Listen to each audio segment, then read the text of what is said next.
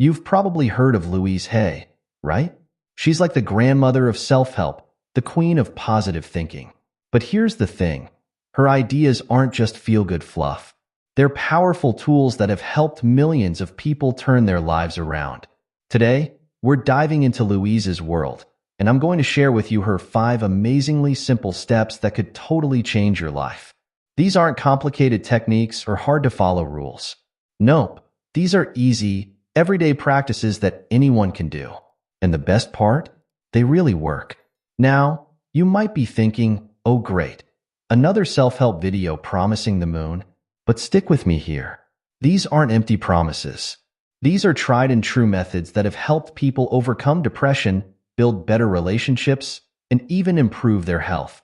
Louise Hay used these very same steps to beat cancer and build a multi-million-dollar empire. Pretty impressive, right? But here's the real kicker.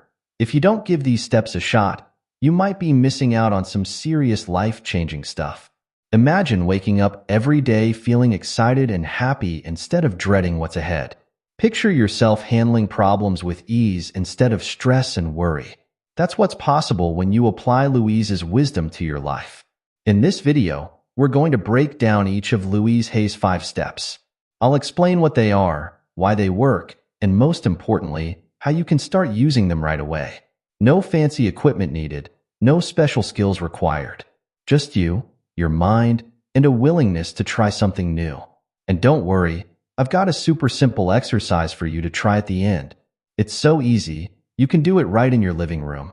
So, are you ready to discover how to create a more fulfilling life? Are you open to the idea that a few small changes in how you think could lead to big changes in how you live? Great!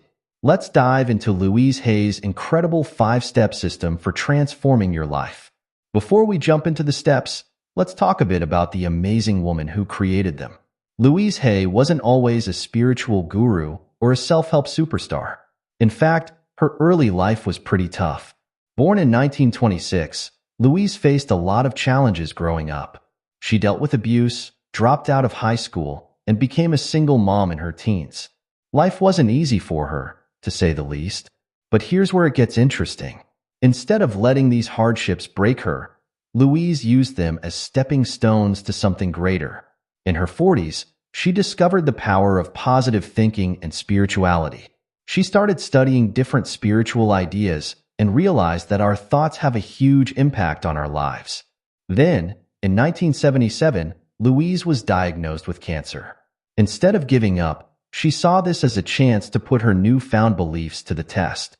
She combined traditional medical treatments with her own mental healing techniques. And guess what? It worked. She recovered fully and went on to live a long, healthy life. Inspired by her own healing journey, Louise started sharing her ideas with others. She wrote books, gave lectures, and even started her own publishing company, Hay House. Her most famous book, You Can Heal Your Life, has sold over 50 million copies worldwide. That's a lot of lives touched. What made Louise's teaching so popular? Well, they're simple, practical, and most importantly, they work. She didn't use complicated jargon or preach impossible ideals. Instead, she offered easy-to-understand advice that anyone could apply to their daily life. Louise passed away in 2017 at the age of 90, but her wisdom lives on. Her books continue to inspire people, and her company still publishes works by other spiritual teachers. Louise proved that it's never too late to change your life, and that with the right mindset, you can overcome anything. So, when we talk about Louise Hay's 5 steps to a more fulfilling life, remember, these aren't just nice ideas. They're tried and tested methods from someone who used them to completely transform her own life. And if they worked for Louise, who faced so many challenges, imagine what they could do for you. Now, you might be wondering, okay, Louise Hay's life story is inspiring, but why should I care about her 5 steps? How are they going to help me? Great question. Let's talk about why these steps are so important and how they can make a real difference in your life. First off, Louise Hay's steps are all about changing the way you think. And here's the thing. Your thoughts are super powerful. They shape how you see the world, how you feel about yourself, and even what kind of opportunities you notice in your life. It's like wearing a pair of glasses. If the lenses are dirty or scratched, everything you see looks messy or unclear. But if you clean those lenses, or in this case, change your thoughts, suddenly the world looks brighter and full of possibilities. Let's break it down a bit more. When you start using Louise's steps, you might notice some big changes in your life. Better mood. Imagine waking up feeling happy and excited about your day instead of dreading what's ahead. That's what can happen when you start thinking more positively. Less stress. Life's always going to have its ups and downs, but with these steps, you'll learn how to handle problems without getting super stressed out. Improved relationships. When you feel good about yourself, it shows. You'll probably find that your relationships with friends, family, and even coworkers get better. More confidence. As you practice these steps, you'll start to believe in yourself more. This can help you go after your dreams and try new things. Better health. Believe it or not, positive thinking can even impact your physical health. Many studies have shown that optimistic people tend to be healthier and live longer. But here's the most important part. If you don't try these steps, you might be missing out on all of these benefits. It's like having a treasure map, but never going on the adventure to find the gold. Sure, your life might be okay as it is, but why settle for okay when it could be amazing? Now, I know what some of you might be thinking. This sounds too good to be true. How can just changing my thoughts make such a big difference? Well, it's not magic, and it's not instant. It takes some practice and patience. But the cool thing is, you can start small. You don't have to completely change your life overnight. Even little shifts in how you think can start to make a difference. And here's another great thing about Louise Hay's steps. They're not just for people who are going through tough times. Even if your life is pretty good right now, these steps can help make it even better.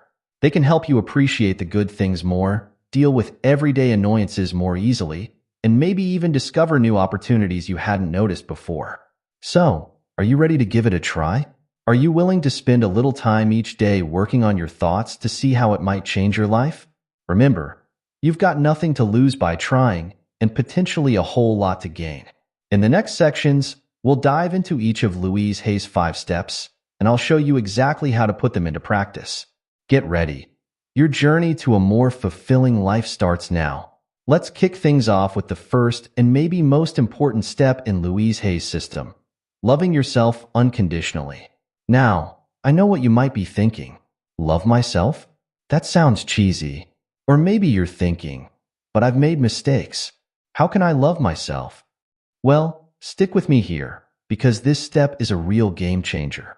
So, what does it mean to love yourself unconditionally? It's about accepting yourself completely, flaws and all. It's like being your own best friend, always there with support and kindness, no matter what.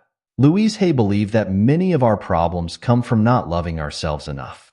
We beat ourselves up over little mistakes, compare ourselves to others, and sometimes even talk to ourselves in ways we'd never talk to a friend. But here's the thing. When you start to love yourself, really love yourself, everything else in your life starts to shift. It's like magic, but it's not magic at all. It's just what happens when you stop being your own worst enemy and become your own biggest supporter. So, how do you do it? How do you start loving yourself unconditionally? Here are a few simple ways. First, try looking in the mirror each morning and saying, "I love you." I know, it feels weird at first.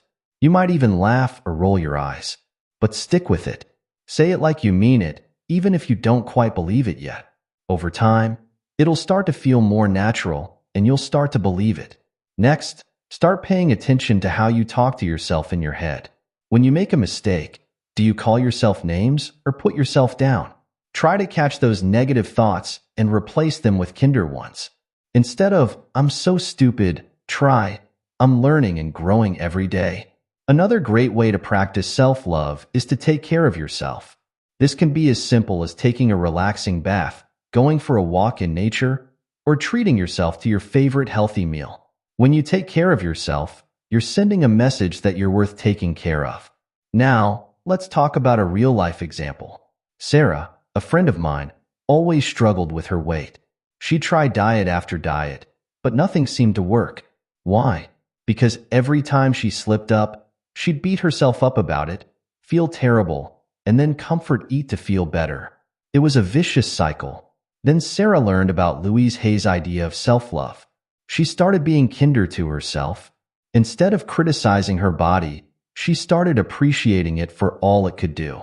She'd look in the mirror and say, "I love you," every day. At first, she felt silly, but she kept at it. Guess what happened? As Sarah started to love herself more, she naturally started making healthier choices. Not because she hated her body and wanted to change it, but because she loved her body and wanted to take care of it. Over time, she not only lost weight, but she also felt happier and more confident than ever before. That's the power of self-love. It's not just about feeling good, although that's great too. It's about creating a foundation for positive change in your life. When you love yourself, you treat yourself better. You make better choices. You attract better situations and relationships. It's like a domino effect of goodness in your life. Now, I want to be clear. Loving yourself unconditionally doesn't mean you think you're perfect or that you never want to improve. It's not about being arrogant or self-centered. It's about accepting yourself as you are right now, while still being open to growth and change.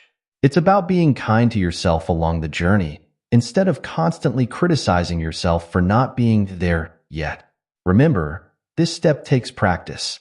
You didn't learn to criticize yourself overnight, and you won't learn to love yourself overnight either. Be patient with yourself. Start small. Maybe set a reminder on your phone to say something kind to yourself once a day. Or try writing down 3 things you like about yourself before bed each night. The key is to keep at it, even when it feels awkward, or you don't quite believe it yet. Because here's the truth, you are worthy of love, especially your own love. And when you start giving that love to yourself, you'll be amazed at how your life can change. Now that we've talked about loving yourself, let's move on to step 2 of Louise Hay's system, using positive affirmations. Don't worry if you're not sure what an affirmation is. I'm going to break it down for you in a way that's super easy to understand and use in your everyday life. So, what exactly is an affirmation? Simply put, it's a positive statement that you repeat to yourself. It's like planting a seed of positivity in your mind. Louise Hay believed that the thoughts we think and the words we speak shape our experiences. By using positive affirmations, we can start to change our thoughts and, in turn, change our lives. Now, you might be thinking, come on, how can just saying some words to myself make a difference? Well, think about it this way. Have you ever had a song stuck in your head? Maybe you heard it on the radio and found yourself humming it all day. That's kind of how affirmations work. When you repeat them often enough, they start to stick in your mind, replacing negative thoughts with positive ones. First, choose an affirmation that resonates with you. It should be positive, in the present tense, and personal. For example, instead of saying, "I don't want to be poor," you might say, "I am attracting abundance into my life." See the difference? One focuses on what you don't want, while the other focuses on what you do want. Next, repeat your affirmation regularly. You could say it out loud while looking in the mirror, write it down in a journal, or even set it as a reminder on your phone. The key is consistency. The more you repeat your affirmation, the more your mind starts to believe it. Here's a simple way to remember how to use affirmations effectively. Think of the 3 Ps: positive, present, and personal. Your affirmations should always be positive, focusing on what you want, not what you don't want. In the present tense, as if it's already happening, and personal, using I statements. Let me share a quick story about how affirmations can work in real life. I had a buddy, let's call him Mike, who was always down on himself about his job. He'd constantly say things like, "I'm not good enough for a promotion," or "I'll never get ahead in my career." One day, I told Mike about Louise Hay's affirmations. At first, he was skeptical, just like you might be right now, but he agreed to give it a try. He chose the affirmation, "I am capable and deserving of success in my career." Mike started saying this affirmation every morning while getting ready for work. He wrote it on a sticky note and put it on his computer. He even set it as the lock screen on his phone. After a few weeks, something interesting happened. Mike started feeling more confident at work. He began to speak up more in meetings and take on new projects. His boss noticed the change and gave him more responsibilities. And guess what? 6 months later, Mike got that promotion he thought he'd never get. Now, I'm not saying the affirmation magically got Mike the promotion. What it did do was change how Mike saw himself. When he started believing he was capable and deserving of success, he started acting like someone who was capable and deserving of success. And that made all the difference. Here's a cool tip to make affirmations even more powerful. Try adding emotion to them. When you say your affirmation, really feel it. If your affirmation is, "I am surrounded by love," take a moment to imagine what that feels like. Picture yourself being hugged by loved ones or doing something you love. The more you can connect your affirmation to a positive feeling, the more impact it will have. Another great way to use affirmations is to counter negative self-talk. We all have that inner critic that sometimes says mean things to us. Next time you catch yourself thinking something negative, try to counter it with a positive affirmation. For example, if you find yourself thinking, "I'm not smart enough," counter it with, "I am intelligent and capable of learning new things." Remember, using affirmations isn't about denying reality or pretending everything is perfect. It's about shifting your focus to the positive and opening yourself up to new possibilities. It's about training your mind to look for the good, rather than always focusing on the bad. Start small. Choose 1 or 2 affirmations that really resonate with you and make them part of your daily routine. Say them in the morning when you wake up or at night before you go to bed. Write them down, say them out loud, or even record yourself saying them and listen to the recording. Find what works best for you. And here's the most important thing. Be patient and kind to yourself as you start this practice. Change doesn't happen overnight, but if you stick with it, you'll start to notice a shift in how you think and feel. And that's when the real magic starts to happen in your life. All right, we've covered loving yourself and using positive affirmations. Now let's dive into step 3 of Louise Hay's system, forgiveness. Now, I know what you might be thinking. Forgiveness? That's easier said than done. And you're right, it can be tough. But stick with me, because this step has the power to totally transform your life. When Louise Hay talked about forgiveness, she wasn't just talking about forgiving others. She emphasized the importance of forgiving yourself too. In fact, sometimes that's the hardest part. We often hold on to guilt, shame, and regret about things we've done or things that have happened to us. But here's the thing. Holding on to all that negative stuff is like carrying around a heavy backpack all the time. It weighs you down and holds you back from living your best life. So, what exactly does it mean to forgive? It doesn't mean you're saying that what happened was okay. It doesn't mean you have to be best friends with someone who hurt you. Forgiveness is about letting go of the negative emotions attached to a situation so that you can move forward. First, acknowledge your feelings. It's okay to be angry, hurt, or upset about something that happened. Don't try to push these feelings away. Instead, allow yourself to feel them fully. Next, try to understand that everyone is doing the best they can with the knowledge, understanding, and awareness they have at the time. This doesn't excuse bad behavior, but it can help you see things from a different perspective. Then, make a conscious decision to let go of the resentment or guilt you're holding on to. This is where a lot of people get stuck. They think forgiveness should feel a certain way, or that they're not ready to forgive. But forgiveness is a choice, not a feeling. Finally, focus on the present and future rather than dwelling on the past. Ask yourself, how can I use this experience to grow and become stronger? Let me share a story that shows how powerful forgiveness can be. I had a friend, let's call her Emma, who had a really tough relationship with her dad. He wasn't around much when she was growing up, and when he was often critical and cold.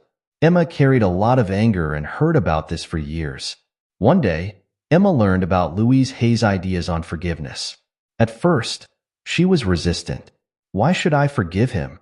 He doesn't deserve it. But she decided to give it a try, not for her dad's sake, but for her own peace of mind. Emma started by acknowledging all the hurt and anger she felt. She wrote it all down in a journal, letting out years of pent-up emotions. Then, she tried to understand her dad's perspective. She learned that he had grown up in a very strict household and never really learned how to show affection. Slowly, Emma started to let go of her resentment. She didn't excuse her dad's behavior, but she chose to stop letting it control her life.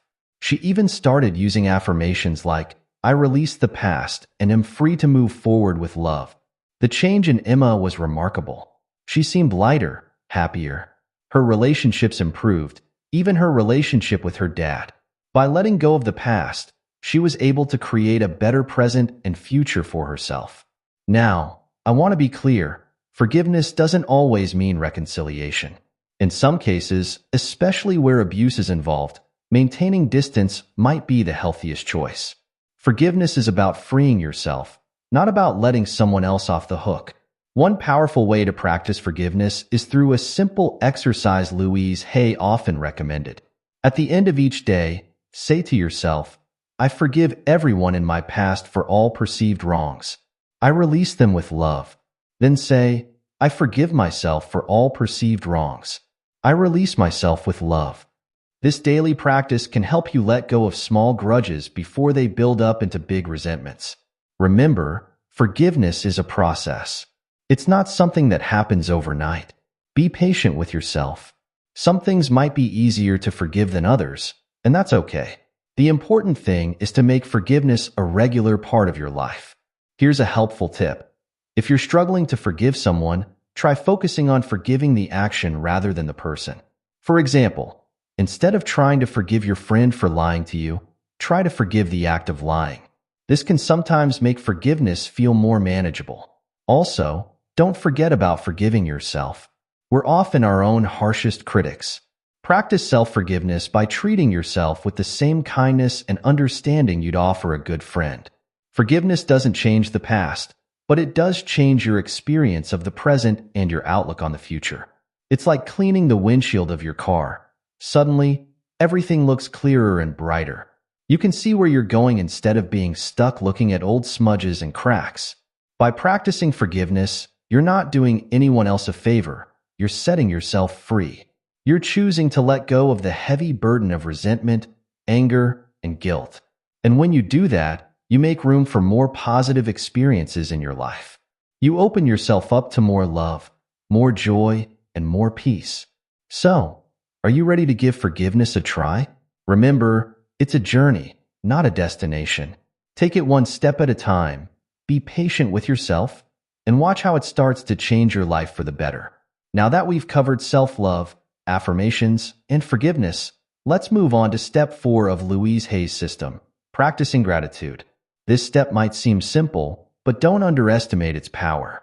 Gratitude has the ability to completely shift your perspective and open your eyes to the abundance that's already in your life.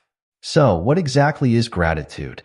It's more than just saying thank you when someone does something nice for you. Gratitude is about truly appreciating and acknowledging the good things in your life, both big and small. It's about focusing on what you have rather than what you lack. Louise Hay believed that gratitude was like a magnet for miracles. When you're grateful for what you have, you attract more good things into your life. It's not about magical thinking. It's about changing your focus. When you're looking for things to be grateful for, you start noticing more positive things in your life. First, try keeping a gratitude journal. Every day, write down 3 things you're grateful for. They don't have to be big things. Maybe you're grateful for your morning coffee, a text from a friend, or a beautiful sunset. The key is to really feel the gratitude as you write it down. Another great way to practice gratitude is to start and end your day with a gratitude thought. When you wake up, before you even get out of bed, think of something you're grateful for. Do the same thing at night before you go to sleep. This simple practice can set a positive tone for your day and help you sleep better at night. You can also try expressing gratitude to others more often. Tell your loved ones what you appreciate about them. Thank the cashier at the grocery store for their service. Acknowledge your coworkers for their hard work. Not only does this spread positivity, but it also makes you more aware of the good things and people in your life. Let me share a story about how gratitude can change your life. I had a colleague, let's call her Lisa, who was always complaining about her job. The work was too hard. Her boss was too demanding. Her coworkers were annoying. You name it, she had a problem with it. One day, Lisa learned about Louise Hay's gratitude practice. At first, she was skeptical. What do I have to be grateful for at this awful job? She thought. But she decided to give it a try. Lisa started small. She'd write down 3 things she was grateful for at work each day. Some days it was a challenge, but she always found something. Maybe it was the free coffee in the break room, or the fact that her commute wasn't too long. As Lisa kept up this practice, something interesting happened. She started noticing more and more positive things about her job. She began to appreciate her boss's attention to detail, which was making her a better worker. She realized her annoying coworkers were actually quite supportive when she needed help. Within a few months, Lisa's whole attitude about her job had changed. She was happier at work, more productive, and even got a promotion, all because she chose to focus on what was good rather than what was bad. Now, I'm not saying gratitude will magically solve all your problems, but it can change how you see your problems. It's like putting on a pair of glasses that helps you see the good things that were always there, but you just didn't notice before. Here's a fun way to boost your gratitude practice. Try the alphabet game. Go through the alphabet and think of something you're grateful for that starts with each letter. It's a great way to challenge yourself to find gratitude in unexpected places. Another powerful gratitude practice is to be thankful for things before they happen. For example, you might say, "I'm grateful for the productive meeting I'm about to have," or "I'm thankful for the delicious and nourishing dinner I'm about to eat." This not only cultivates gratitude, but also helps set positive expectations. Remember, gratitude isn't about ignoring the negative things in your life. It's about choosing to focus on the positive despite the challenges. It's about finding the silver lining, the lesson, or the opportunity for growth in every situation. And here's something really cool about gratitude. It's impossible to feel grateful and negative at the same time. When you're truly feeling gratitude, there's no room for anger, resentment, or fear. It's like gratitude crowds out the negative emotions and fills you up with positive ones instead. So, are you ready to start your gratitude practice? Remember, like all habits, it takes time to develop. Start small. Maybe set a reminder on your phone to think of one thing you're grateful for each day. Or try sharing your gratitude with someone else. Tell a friend or family member one thing you appreciate about them. As you practice gratitude more and more, you'll start to notice a shift. You might find yourself complaining less and appreciating more. You might start to see opportunities where you once saw obstacles. And most importantly, you might find yourself feeling happier and more content with your life, just as it is right now. We've made it to the final step of Louise Hay's system, mastering positive self-talk. This step ties everything we've learned so far together. It's about changing the way you talk to yourself in your head, becoming your own best friend instead of your worst critic. Louise Hay believed that the thoughts we think and the words we speak create our experiences. And guess what? We talk to ourselves more than we talk to anyone else. So if we're constantly putting ourselves down or focusing on negative things, we're creating a pretty gloomy reality for ourselves. Positive self-talk isn't about pretending everything is perfect or ignoring problems. It's about approaching yourself and your life with kindness, understanding, and optimism. It's about treating yourself the way you treat a good friend. First, become aware of your inner dialogue. Pay attention to what you're saying to yourself throughout the day. Are you constantly criticizing yourself? Do you focus on what could go wrong instead of what could go right? Just noticing your thought patterns is the first step to changing them. Next, challenge negative self-talk. When you catch yourself thinking something negative, ask yourself, is this really true? Is this thought helpful? Would I say this to a friend? Often, our negative self-talk is exaggerated or simply not true. Then, try to reframe negative thoughts into positive ones. For example, instead of, "I'm so bad at this," try, "I'm learning and improving every day." Instead of, "This always happens to me," try, "This is a chance for me to grow stronger." Let me share a story about how powerful positive self-talk can be. I had a friend, let's call him Tom, who was trying to lose weight. Every time he looked in the mirror, he'd say things like, "You're so fat," or "You'll never lose this weight." One day, Tom learned about Louise Hay's ideas on self-talk. He realized that by constantly putting himself down, he was making his weight loss journey much harder. So he decided to change his self-talk. Instead of criticizing his body, Tom started saying things like, I'm taking good care of my body, and every day, I'm getting healthier and stronger. When he was tempted to skip a workout, instead of saying, I'm so lazy, he'd say, I'm committed to my health and I can do this. The change in Tom was amazing. Not only did he start losing weight, but he also became more confident and positive in general. His new way of talking to himself made the whole process feel less like a punishment and more like an act of self-love. Here's a simple trick to improve your self-talk. Try talking to yourself in the second or third person. Instead of saying, I can do this, say you can do this, your name, or your name can do this. It might feel weird at first, but research has shown that this can help create a bit of mental distance, making it easier to be kind and supportive to yourself. Another great way to practice positive self-talk is to create a list of personal pep talks. Write down encouraging things you can say to yourself in different situations. For example, I've got this, I'm doing my best, and that's enough. Or, every challenge is an opportunity to grow. Keep this list handy and refer to it when you need a boost. Remember, changing your self-talk takes time and practice. You've probably been talking to yourself in certain ways for years, so be patient as you work on changing these patterns. The key is to be consistent and to keep at it, even when it feels awkward or you don't quite believe what you're saying yet. One powerful technique Louise Hay recommended was to use cancel when you catch yourself in negative self-talk. Say or think cancel, and then replace the negative thought with a positive one. It's like hitting the delete button on negative thoughts. It's also important to pay attention to the questions you ask yourself. Instead of, why does this always happen to me? Try, what can I learn from this situation? Instead of, what if I fail? Ask, how can I prepare to succeed? The questions we ask ourselves shape our focus and our actions. Positive self-talk isn't about ignoring problems or pretending everything is perfect. It's about approaching challenges with a growth mindset, believing in your ability to handle whatever comes your way. It's about being your own cheerleader instead of your own worst enemy. As you practice positive self-talk, you might find that it becomes easier to take on new challenges, bounce back from setbacks, and enjoy your life more. You're creating a supportive inner environment that allows you to grow and thrive. So, are you ready to become your own best friend? Start by simply noticing your self-talk. Then, bit by bit, start changing those internal messages to more positive, supportive ones.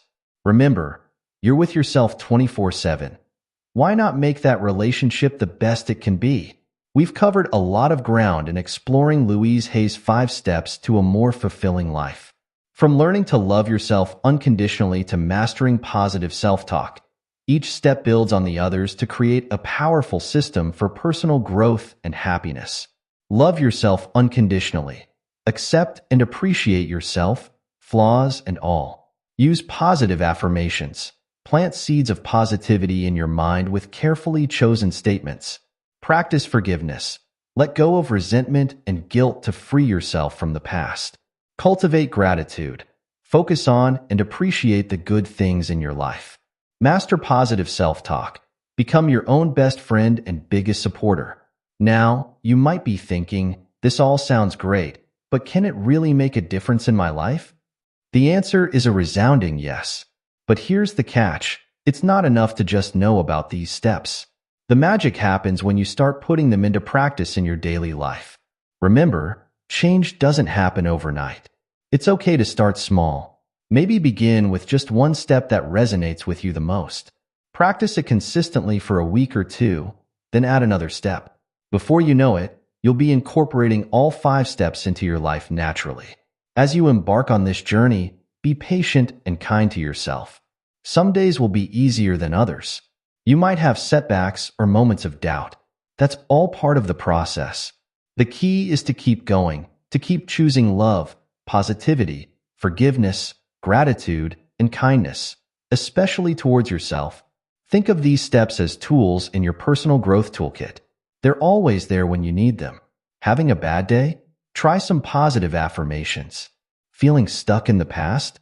Practice forgiveness. Overwhelmed by life's challenges? Take a moment to find something to be grateful for.